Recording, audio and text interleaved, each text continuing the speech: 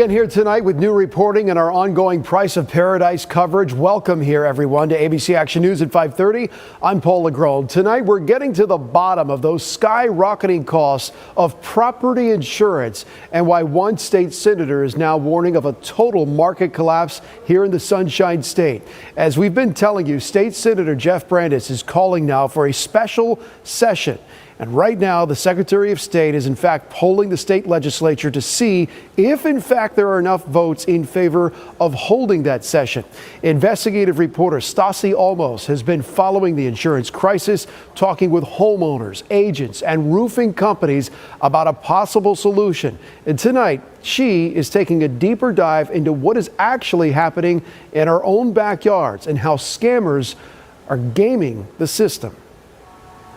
Since my last story on homeowners insurance, several people have reached out about their premiums doubling, even tripling here in Florida. One woman's $140,000 home in Lutz went from $2,400 to $4,300 with Southern Fidelity. Another woman has a $300,000 home in Plant City insured by Tower Hill. Our property insurance has been $3,500 to $4,500 for the last 12 years.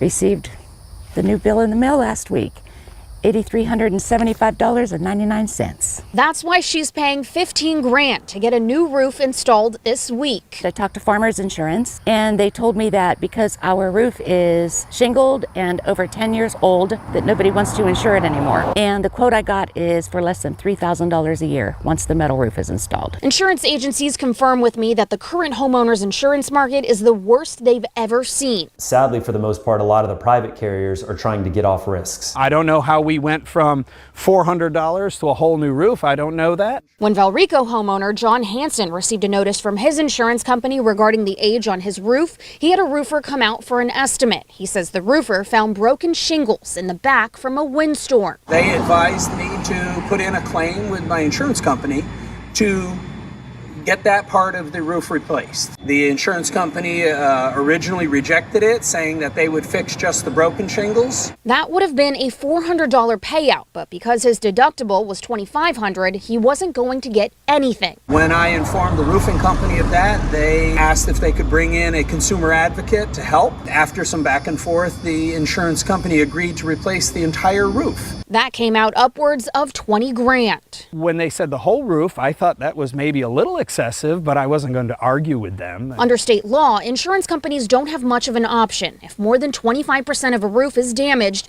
they have to replace the whole thing, known as replacement cost value. At this point in time, it's become about as crazy as I've ever seen it.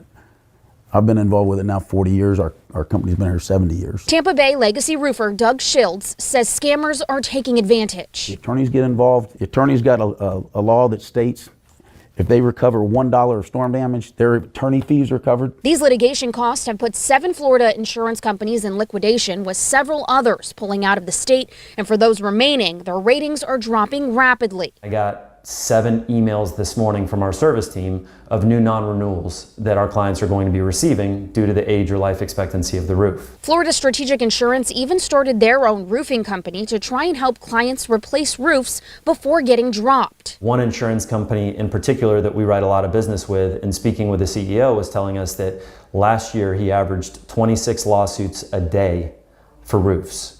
According to the Office of Insurance Regulation, more than 79,000 lawsuits were filed against insurance companies in 2020, with underwriting losses at more than $1 billion.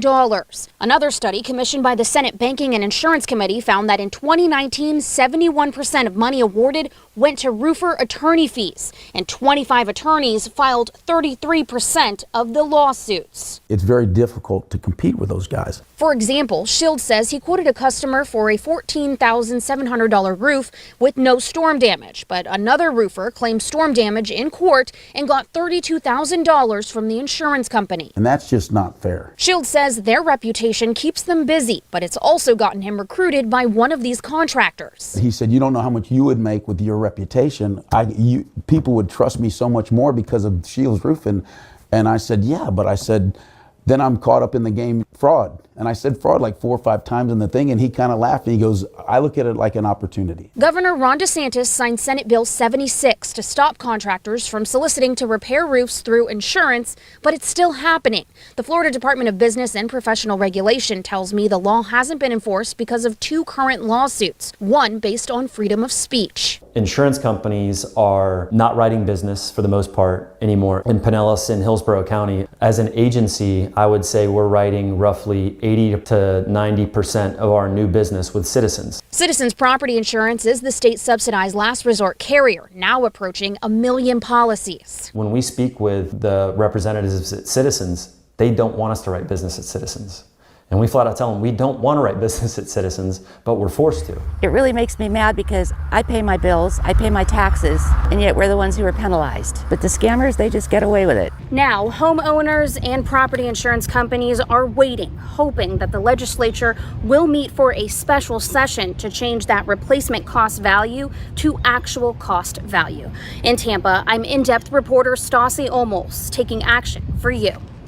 All right, so here is our Price of Paradise price point on this story. The timeline for meaningful change looks something like this. The Secretary of State is currently polling the legislature tonight, right now. That poll was just went about active about 20 minutes ago. 20% of the lawmakers already responded in favor of holding the special session to get something done on this. If 60% vote in support, a notice of a special session will go out within 7 days and will occur 2 to 3 weeks later.